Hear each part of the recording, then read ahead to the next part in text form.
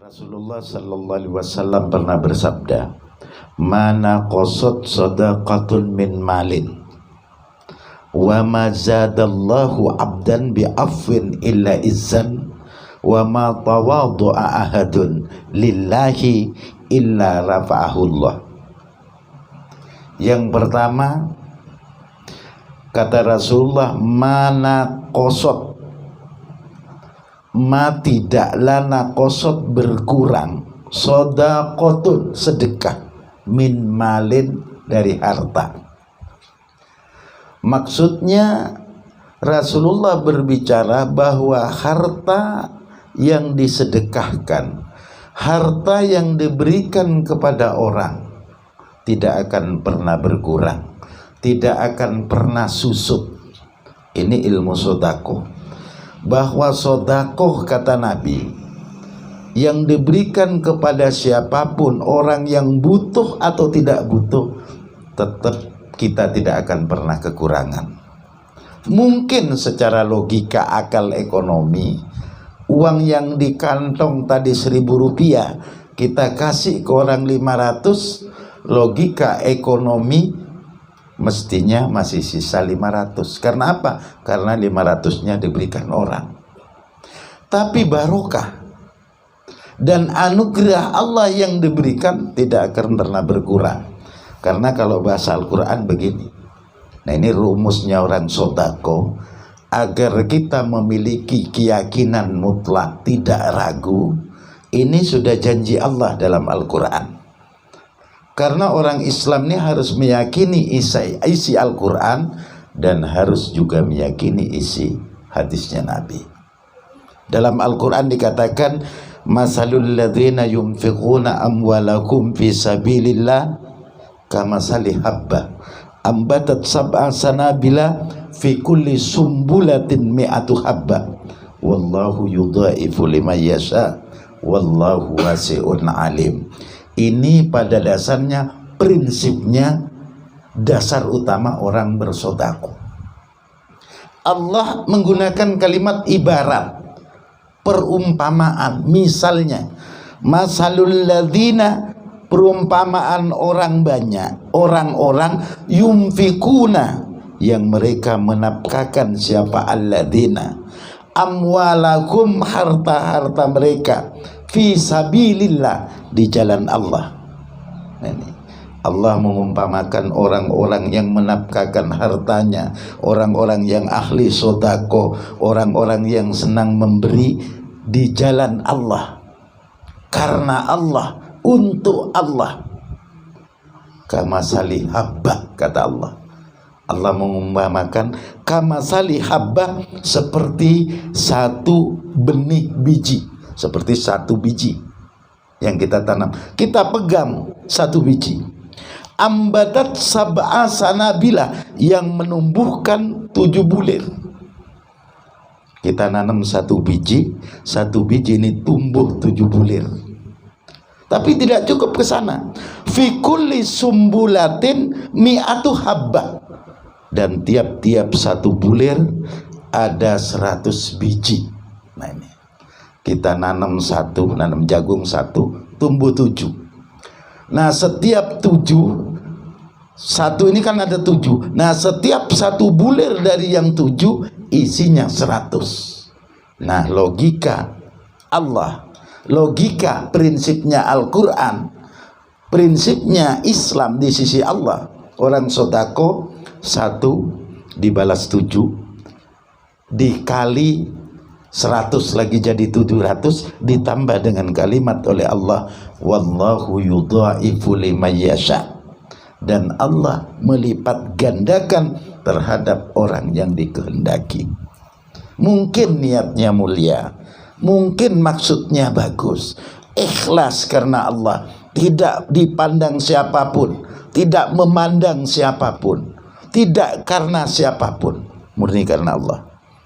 Karena Allah, wallahu wasi'un alim, dan Allah ini maha luas anugerahnya dan maha mengetahui niatnya. Nah, ini. Nah, tentunya prinsip ini, kita sodako 1.000 misalnya, ini akan tumbuh jadi 7.000. Masing-masing yang 7.000 ini berisi 100.000. Nah, jadi 700.000. Yang 1.000 jadi 700.000. Niatnya bagus, bisa jadi 1 juta, bisa jadi 2 juta, bisa jadi 1 M. Ini kehendak Allah. Wallahu yudha'ifu liman yasha. Dan Allah melipat gandakan kepada orang yang dikehendaki. Dikehendaki Allah karena faktor tadi niatnya bagus, maksudnya bagus, ingin nolong orang, kemudian ditambah ikhlas. Nah, ini bagus. Nah, ini tentunya. Nah, makanya orang Islam sebenarnya tidak hanya di bulan Ramadan kita aktif, tidak. Di setiap hari kita, kalau ada orang yang memang membutuhkan sesuai kemampuan kita. Misalnya kita punya pisang, ya kasih pisang.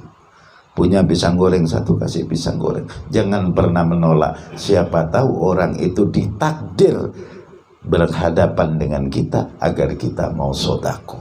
Nah, di sini ini pentingnya bahwa mana qasad sadaqatun mimmalin, bahwa harta yang disedekahkan tidak akan pernah susut. Makanya jadi orang jangan pelit-pelit, karena agama ini menganjurkan orang itu dermawan. Coba lihat di lingkungan kita ada orang pelit misalnya, hidupnya juga pelit untuk dirinya, pelit untuk kehidupannya, susah. Karena apa? Dia tidak mau memberi ke orang lain, dia maunya nerima tok.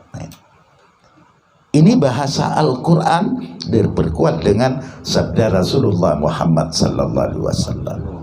Orang sodako tidak menyebabkan orang itu miskin. Beda dengan judi. Kalau judi, kala judi jadi miskin, jadi melarat, itu pasti. Namanya togel juga kan. Togel ini kan arto okal-okel. Namanya arto okal-okel kan begitu. Loh, saya ini tidak mampu, bukan orang punya, tidak bisa bersodako. Kalau kita tidak mampu bersodako dengan duit, ya sodako dengan tenaga. Ada bata diangkat, ada batu di tengah jalan dipinggirkan. Saya tenaga sudah lemas, bagaimana apa yang saya sodakohkan? Kalau sudah sodako uang tidak punya, harta tidak punya, tenaga tidak mampu, ya cukup yang dikatakan senyum juga sodako. Duduk di pinggir jalan, kursinya ada kursi, duduk ngadep ke pinggir jalan, setiap ada orang mesem. Setiap ada orang mesem, itu sodako. Cuman kalau ada orang lewat mesem itu sodako, tapi kalau ada kucing mesem itu stres. Di sini harus dibedakan. Makanya senyuman ini juga sodako kalau memang kita sudah tidak mampu. Cuma jangan dibalik. Kalau ada orang, Pak minta, dia mesem, Pak minta, kata yang minta, bukan yang minta dikasih sodako, tapi yang pengemis yang datang ngomong, Bapak itu mulai gendeng kok. Setiap dimintai mesem. Nah ini keutamaan bahwa sodako tidak menyebabkan kita berkurang harta, tidak menyebabkan melarat. Dan ini harus diyakini tadi, 1 jadi 7 kali 100 dan dilipat gandakan. 1.000 jadi 7.000 dan terserah Allah. Kalau kita yakin, insya Allah. Makanya banyak orang ahli sodako, hidupnya ini berkah, hartanya tidak kurang. Ada orang kaya tidak ahli sodako, hartanya tidak kurang, mustahil. Kalau Allah berkehendak menghancurkan hartanya, dibikin sakit. Orang kaya-kaya, kalau dia ada ahli sodako, dibikin sakit oleh Allah. Begitu sakit, susut hartanya, pakai berobat. Apalagi percaya ke dukun, dukun sana cari, akhirnya sing suke dukune, yang berobat tetap gak sembuh-sembuh. Nah di sini inilah makna bahwa sodako. Tapi kalau kita ahli sodako ini penolak balak, musibah mau datang ditolak oleh sodako, sehingga kita tetap sehat walafiat. Itu yang pertama. Sehingga orang yang ahli sodako ini akan naik derajatnya, yang disebut derajat ekonominya. Harta dengan melakukan sodako akan naik derajat ekonomi kita di sisi Allah dan di sisi manusia. Yang kedua, wa ma jadallahu abdan li affin illa izzan. Wa ma dan tidak zada menambah Allahu siapa Allah abdan pada hamba bi afwin karena sebab memaafkan illa izzan kecuali tetap diangkat derajatnya. Izzan ini diagungkan oleh Allah, dimuliakan oleh Allah. Maksudnya begini, Allah ini akan menambah derajatnya seseorang hamba yang hamba itu mudah memaafkan orang. Nah, kadang-kadang kan merasa pendekar, otot kawat, tulang besi, rambut paku, terus jenggot jarum, kumisnya ya berantakan. Lalu jalan-jalan ada orang salah dipendeli. Dia selalu mandang orang itu seakan-akan takut, padahal salahnya tidak seberapa. Tapi kalau kita mudah memaafkan orang, mudah orang itu salah kita maafkan, ini derajatnya akan diangkat oleh Allah. Izan akan diangkat derajatnya. Makanya orang yang mudah memaafkan orang lain akan diangkat derajatnya oleh Allah. Ini sifatnya adalah selaku makhluk sosial keluar. Nah, kalau di jamaah ini kan ada tarbiyah lain lagi. Nah, pendidikan akhlak, pembinaan itu beda. Tapi kalau keluar sifatnya kita bermasyarakat, mentang-mentang hebat, jangan lalu ada orang lewat nyapa kon delok-delok. Ngerti menungso. Nah, jangan, kita maafkan. Ya, saya maafkan. Nah, ini dengan kita memaafkan, derajat kita diangkat oleh Allah. Karena apa? Ini berbicara harga diri. Orang ini kalau sudah berbicara harga diri, ketok sombongi. Aku tingonok-ngonok nih, metu aku gak bisa ngono harga diri. Nah, kalau orang sudah berbicara harga diri, walaupun cari guru ke ujung langit tidak ketemu. Karena apa? Orang kalau sudah mau cari guru, cari sanad, cari sambungan, buang dulu harga diri. Dirinya jangan dihargai, baru menghargai sanadnya, baru enak. Kalau saya misalnya berguru ke Jawa cari kiai, Pak Kiai, saya juga pengasuh pesantren Pak Kiai. Ini hancur, tidak boleh. Begitu kita jadi murid, tanggalkan dan tinggalkan jabatan, harta, predikat, pangkat, derajat itu buang. Bergurulah berguru. Nah, itu. Karena apa? Kalau orang sudah berbicara harga diri, ini repot. Ilmu tidak akan masuk. Karena apa? Di hatinya ada ujub, di luar ada takabur. Bahasa nasionalnya sombong. Orang kalau berguru itu sombong, nggak akan pernah mendapatkan ilmu yang manfaat, apalagi barokah. Nah, makanya di sini banyak orang-orang cari guru, dia takdiman wa takriman, hormat, karena apa? Ngambil barokahnya. Bagaimana kalau gurunya itu lebih muda?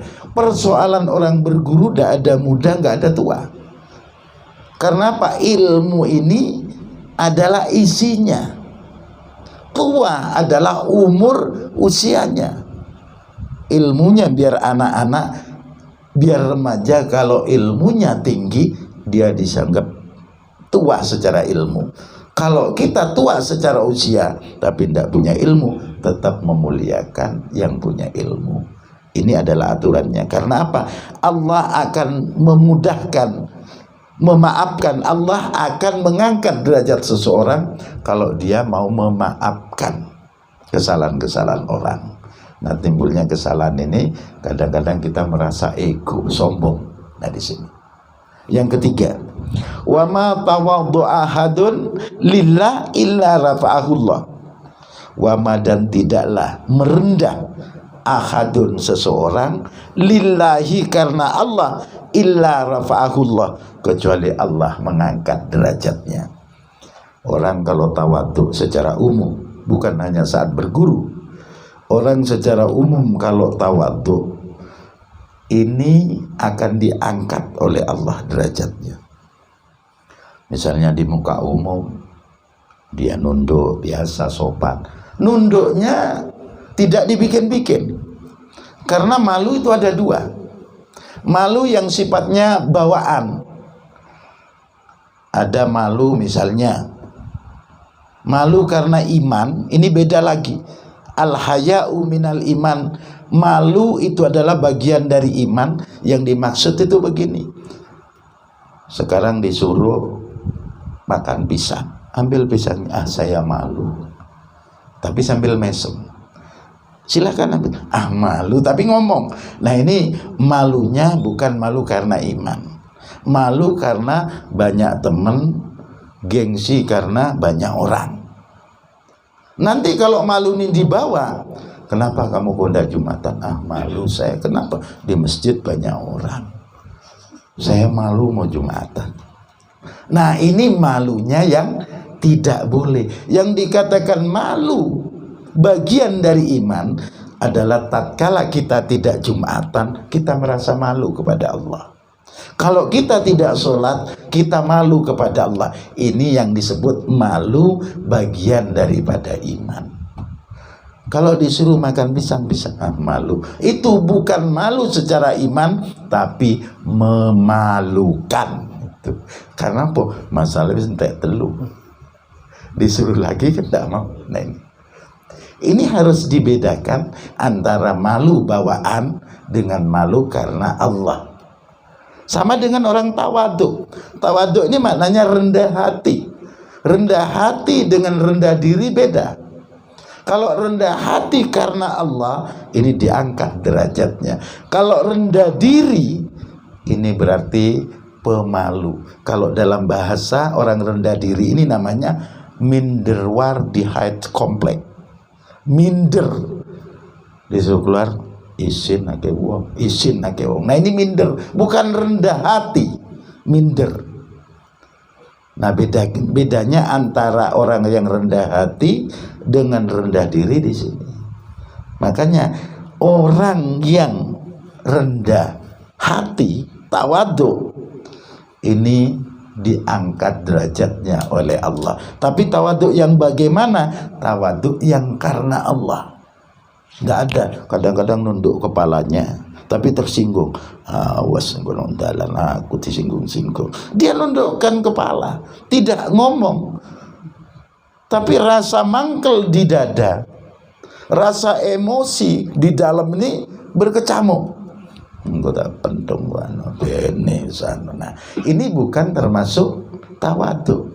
Bisa nundukkan kepala tapi masuk zahiran wa batinan, luar dalamnya harus cukup, jangan hanya luarnya tok.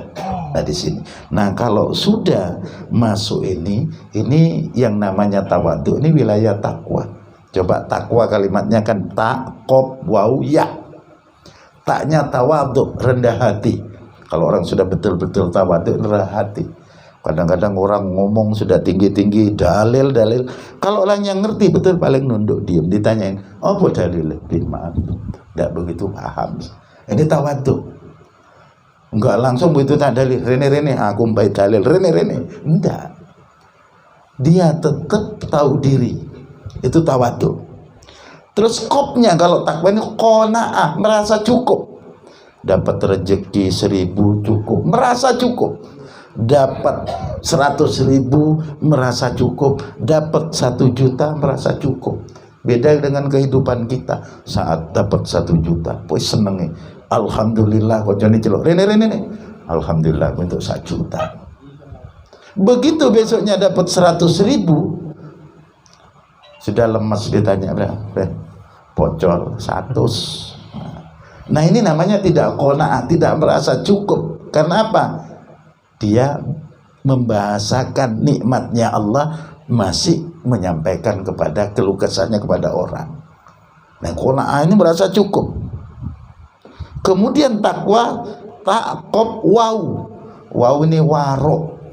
Waro ini maksudnya adalah hati-hati, menjaga diri. Misalnya di orang banyak kumpul, takut salah ngomong, dia diem, nunduk, diem.